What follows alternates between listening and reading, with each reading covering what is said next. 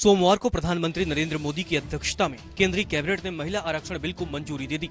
27 वर्षों से लंबित पड़ा यह बिल अब संसद में पेश किया जाना है। महिला आरक्षण बिल को संसद से पारित कराने के लिए आखिरी बार ठोस प्रयास यूपीए सरकार में साल 2010 में हुआ था, जब राज्यसभा ने लोकसभा और राज्य विधानसभाओं में महिलाओं के लिए 33% सीटें आरक्षित करने के कदम का विरोध करने वाले कुछ सांसदों को मार्शलों द्वारा बाहर निकालने के बीच विधेयक पारित करा दिया गया था। लेकिन लोकसभा में जाकर यह विधेयक लटक गया।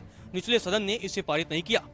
गौरतलब है, लोकसभा में महिला सांसदों की संख्या 15% से कम है। बीजेपी और कांग्रेस ने हमेशा महिला आरक्षण बिल का समर्थन किया है, जबकि अन्य छोटे दल इसका विरोध इस मांग के साथ करते रहे हैं कि महिलाओं के लिए 33% आरक्षण के भीतर भी पिछड़े वर्गों का महिलाओं के लिए आरक्षण की व्यवस्था की जाए। फिलहाल लोकसभा में 78 महिला सांसद हैं, जो कुल संख्या 543 का 15% से भी कम है। सरकार द्वारा पिछले दिसंबर में संसद के साथ साझा किए गए आंकड़ों के अनुसार राज्यसभा में भी महिलाओं का प्रतिनिधित्व लगभग 14% है। आंध्र प्रदेश, अरुणाचल प्रदेश, असम, गोवा, गुजरात, हिमाचल प्रदेश, कर्नाटक, केरल, मध्य प्रदेश, महाराष्ट्र, मणिपुर, मेघालय, ओडिशा, सिक्किम, तमिलनाडु, तेलंगाना, त्रिपुरा और पुडुचेरी सहित कई राज्य विधानसभाओं में महिलाओं का प्रतिनिधित्व 10% से भी कम है। दिसंबर 2022 के सरकारी आंकड़ों के अनुसार बिहार, हरियाणा, पंजाब, राजस्थान, उत्तराखंड, उत्तर प्रदेश और दिल्ली में 10 से 12% ही महिला विधायक थीं।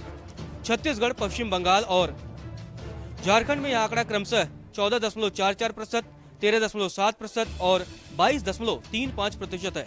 इन आंकड़ों के साथ ये राज्य चार्ट में सबसे आगे हैं। पिछले कुछ हफ्तों में बीजेड और बीआरएस समेत कई छोटे दलों ने विधेयक को फिर से पेश करने की मांग की है, जबकि कांग्रेस ने भी रविवार को अपनी हैदराबाद कांग्रेस कार्य समिति की बैठक में इस पर एक प्रस्ताव पारित किया। यह पता नहीं चल सका है कि नए विधेयक में महिलाओं के लिए कितने फीसदी आरक्षण का प्रस्ताव किया जा रहा है और उसमें भी ओबीसी कैटेगरी की महिलाओं के लिए अलग से कोटा निर्धारित किया गया है या नहीं। बता दें, 2008 के बिल में, जिसे लोकसभा के विघटन से पहले 2010 में राज्यसभा में पारित किया गया था, लोकसभा और विधानसभा की सभी सीटों में से 1/3 सीट महिलाओं के लिए आरक्षित करने का प्रस्ताव किया गया था। महिला आरक्षण बिल को पास कराने की आखिरी कोशिश मनमोहन सिंह की सरकार में हुई थी। उस बिल में अनुसूचित जाति, अनुसूचित जनजाति और एंग्लो इंडियन के लिए कोटा के भीतर कोटा का प्रस्ताव रखा गया था। इसके अलावा आरक्षित सीटों को प्रत्येक आम चुनाव के बाद रोटेट किया जाना था।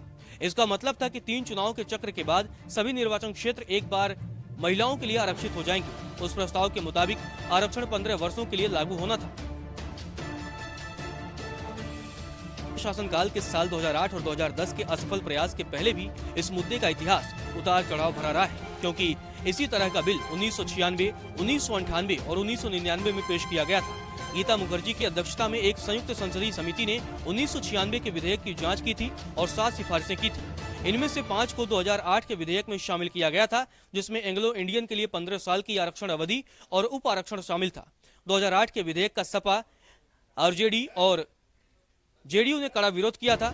इन दलों ने बिल में ओबीसी महिलाओं के लिए भी क्षैतिज आरक्षण की मांग की थी। संसद में हंगामे को देखते हुए साल 2008 के विधेयक को संसद की कानून और न्याय संबंधी अस्थायी समिति को भेजा गया था, लेकिन समिति आम सहमति तक पहुंचने में विफल रही।